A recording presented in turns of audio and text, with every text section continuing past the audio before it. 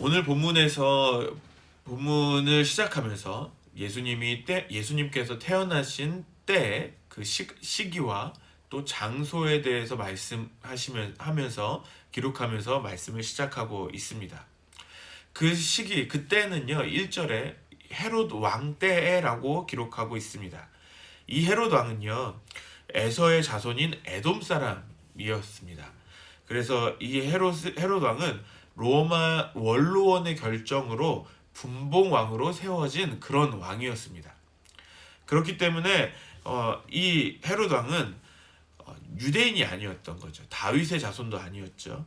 그렇기 때문에 유대인에게 인정받고자 많은 그 유대인의 그 마음을 얻고자 환심을 사고자 굉장히 정치적인 노력을 했다고 합니다. 그래서 대표적인 것이 아주 큰 헤롯 성전이라고 부르는 예루살렘의 성전을 지었습니다. 그래서 그렇게 유대인에게 환심을 사려고 노력했던 그런 왕이었던 거죠. 하지만 그 왕은 자신의 부인을 아주 죽이고 또 자신에게 있던 두 아들마저 잔인하게 죽일 정도로 굉장히 또 잔인한 왕의 인물이었습니다. 그래서 오늘 본문을 시작할 때 예수님이 그 태어나신 때의 왕이 누구였는지를 이해한다면 오늘 본문 다음에 헤롯 왕이 행동하는 그런 모습들도 이해할 수 있게 됩니다. 우리 더 뒤에서 어떤 일들을 하게 되는지 또 말씀을 보시겠습니다. 그리고 1절에 예수님께서 유대 베들레헴에서 태어나셨음을 말씀하고 있습니다. 마태복음에서는 누가복음에서 다룬 내용을 빼놓고 유대 베들레헴을 바로 이야기하고 있어요. 누가복음에서는 요셉이 임신한 마리아를 데리고 호적하러 베들레헴으로 왔다는 내용을 기록하고 있습니다. 그러니까 나사렛이 원래 고향이어야 되는데 베들레헴으로 이동해서 오는 모습을 보여주고 있죠. 왜냐하면 마태복음에서는 예수님이 태어나신 그 장소, 그 베들레헴을 강조하기 위함입니다. 강조하면서 기록하고자 했던 것인데요. 베들레헴은요, 다윗이 태어났던 그런 장소입니다. 그러니까 다윗의 자손으로 오신 예수님께서 이 땅에 왕으로 오셨다는 것을 강조하기 위해서 베들레헴에서 태어난 것을 중요하게 기록하고 있는 것입니다. 또 베들레헴은 미가서에서 예언된 그런 땅이었죠. 미가서 5장 2절에 베들레헴 에브라다야 너는 유다 족속 중에 작을지라도 이스라엘을 다스릴 자가 내게로 올 것이라 그의 근본은 상고에 영원에 있느니라. 아멘. 즉 구약의 예언, 즉 약속의 성취로 예수님이 이 땅에 오셨음을 강조하고 있는 것입니다. 자, 그리고 이제 동방으로부터 박사들이 예루살렘에 옵니다. 이 박사들을 뜻하는 헬라어 마고이의 원형인 마고스는요, 바벨론 또 메데 페르시아에서 현자, 교사, 제사장, 의사, 점성가, 예언자, 해몽가, 마술가 등등 여러 그런 것들을 총칭하는 이런 사람들을 대표하는 단어로 쓰이는 그런 단어입니다. 그런데 오늘 본문에서는 별을 보고 찾아온 것으로 볼 때 이들을 점성가로 보는 것이 맞는 것으로 보입니다. 동방 박사들이 그 유대인의 왕에게 경배하러 왔다고 합니다. 이것도 역시 구약의 예언이 성취되는 것이죠. 이방 사람들이 예물을 들고 와서 왕께 경배하는 그런 모습을 예언한 것을 성취되는 그런 모습으로 보이는 것입니다. 이 동방의 박사들이 유대인의 왕에게 경배하러 왔다고 예루살렘에 찾아옵니다. 그러니까 헤롯 왕을 찾아온 거죠. 자, 이 말을 헤롯 왕이 쉽게 받아들일 수 있었을까요? 3절에 헤롯 왕과 온 예루살렘이 듣고 소동한지라 라고 기록하고 있습니다. 난리가 난 거죠. 왜 그렇습니까? 헤롯은 자신이 유대의 왕으로 유일한 왕으로 있어야 되는데 자신이 아닌 자신의 아들도 아니고 다른 누군가 나도 모르는 유대인의 왕이 태어났다고 별을 보고 온 박사들을 보면서 놀란 거죠. 그래서 이 헤롯 왕은 대제사장과 서기관들을 시켜서 메시아가 그리스도가 어디서 태어날 것인지를 찾으라고 합니다. 그래서 그들이 우리가 아까 보았던 미가서 5장 2절의 말씀을 인용하면서 베들레헴이 그 땅임을 이야기합니다. 그리고 헤롯 왕은 동방 박사들을 다시 불러서 그 별이 나타난 그 때와 그 장소가 어디인지를 알려달라고 또 이야기합니다. 자신도 역시 그들처럼 경배하겠다고 그들에게 말했지만 오늘 말씀 이후에, 그러니까 내일 말씀에 왜 그것을 물어봤는지를 우리가 알게 됩니다. 베들레헴을 향해 가는 중에 이 동방 박사들은 이제 베들레헴을 향해 갑니다. 그 향해 가는 중에 그 별의 인도함을 받고 예수님이 태어나신 그 장소로 가게 됩니다. 아기 예수님의 태어나신 그 장소를 발견하고 크게 기뻐한 동방 박사들은 아기께 경배하고 예물을 바칩니다. 11절에 예물이 세 종류가 나옵니다. 그래서 세 종류의 예물이 아기 예수님께 바쳐지는 것을 보면서 우리가 그동안 동방 박사들은 세 명이었다라고 이해해 왔지만 그렇지 않다고 또 볼 수 있다고도 뭐 얘기합니다. 어쨌든 중요한 것은 그 숫자가 아니라 선물이 무엇인지, 그 예물이 무엇인지가 중요합니다. 무엇이었죠? 황금과 유향과 모략이었습니다. 그 당시 황금은요, 오직 왕에게만 드리는 그런 예물이었다고 합니다.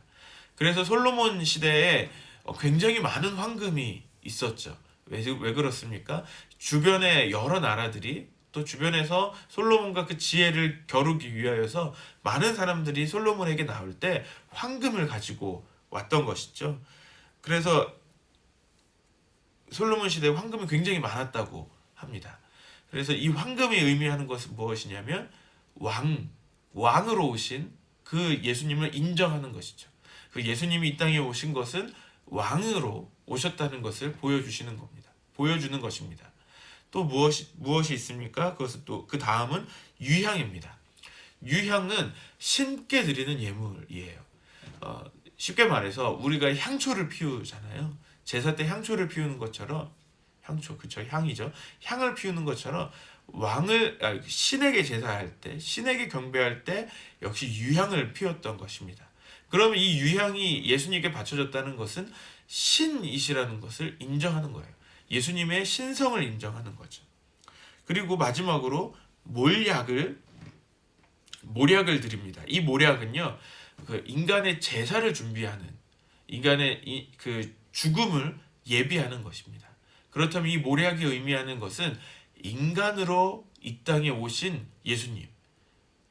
예수님의 인성을 인정하는 그런 예물인 거예요. 그럼 이 세 가지 예물이 무엇을 의미합니까?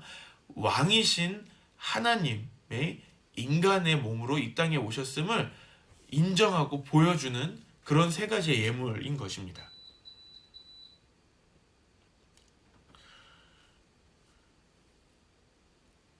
그래서 이 세 가지 예물은 다시 한번 왕으로 오신 하나님이 인간의 몸을 입으시고 이 땅에 오셨음을 우리에게 보여주시는 것입니다.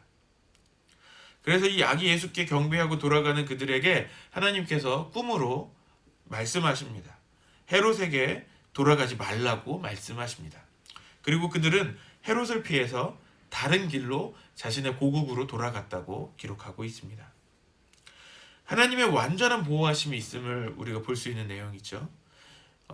왜 그렇게 됐는지는 우리 내일 말씀에서 또 보면서 우리가 더 잘 알게 될 것입니다. 오늘 본문을 보면서 예수님이 이 땅에 오셨을 때 그 반응하는 세 부류의 반응을 보인 사람들을 우리가 볼 수 있게 됩니다. 먼저는 동방으로부터 온 박사들입니다. 그들은 별을 연구하다가 그 아주 유난히 빛나는 그 별을 보면서 유대인의 왕으로 온 별을 보고 유대인의 왕에게 경배를 하고자 찾아오게 됩니다. 예레미야 29장 13절 말씀에 너희가 온 마음으로 나를 구하면 나를 찾을 것이요 나를 만나리라. 아멘. 하나님을 간절히 만나길 원하는 사람, 그들이 예수님을 찾고자 했던 그들이 예수님을 찾게 되고 예수님을 만나게 된 것입니다. 그리고 예수님을 간절히 찾는 그런 부류의 사람들, 예수님이 오신 것을 굉장히 기뻐하면서 환영했던 그 부류의 사람들이 있었다는 것이죠. 두 번째 부류는 어떤 사람들입니까? 대제사장과 서기관들입니다. 이 대제사장과 서기관들은요, 대제사장과 서기관들은 메시아가, 그러니까 그리스도가 이 땅에 오실 것을 알고 있었습니다. 이미 구약 성경에서 예언하고 있고 말씀하고 있었던 그 메시아를 어떻게 보면 기다리고 있었을지도 모르겠습니다. 그런데 지금 그 구약의 말씀이 성취된 것을 보고 있어요. 찾았어요. 하지만 그것을 기뻐하지도 않습니다. 오히려 떨고 있습니다. 왜 그렇습니까? 지금 그들의 왕인 헤롯이 어떤 인물인지 알고 있기 때문에 이 소식을 듣고 그 헤롯 왕이 굉장히 분노하고 소동한 것을 알고 있었기 때문에 오히려 진짜 메시아가 왔음을 기뻐하거나 정말 그 메시아를 찾아가는 것이 아니라 오히려 그냥 무시하는 태도를 보이고 있습니다. 알면서도 무시하는 것이죠. 하나님의 약속도 잃어버리고 하나님도 잃어버린 그런 신앙의 상태라고 볼 수 있겠습니다. 오직 자신의 목숨과 지위 등을 지키기 위해서 헤롯 왕 앞에서 자신의 믿음과 신앙을 타협하면서 사는 그런 모습이라고 볼 수 있겠습니다. 마지막 세 번째 부류는 어떤 사람입니까? 그건 헤롯이죠. 헤롯은 그리스도의 탄생 소식에 자신의 왕위를 지킬 생각만을 하게 됩니다. 자신의 왕권을 유지하기 위해서 결국 그리스도를 죽일 생각을 갖게 되는 것입니다. 헤롯의 모습이 오늘날 우리 한국에서 일어나고 있는 기독교를 혐오하는 사람들의 모습처럼 보입니다. 특별히 요즘 코로나19와 또 최근에 일어난 불미스러운 어떤 사건 때문에 모든 기사들 밑에 기독교를 욕하는 혐오하는 댓글이 엄청나게 달립니다. 어찌 보면 지금 한국 사회 안에서 기독교가 이제 혐오의 대상이 되고 있습니다. 그런 기독교를 혐오하는 사람들이 헤롯 왕 같은 사람들인 것 같습니다. 그냥 기독교 말만 들어도 기독교인이 지나가면 개독교다 뭐 이런 얘기도 하면서 교회가 이 땅에 있는 것조차 부정하는 그런 사람들, 어찌 보면 그런 믿음 없는 사람들이죠. 헤롯 왕과 같은 그런 사람들이라고 볼 수 있습니다.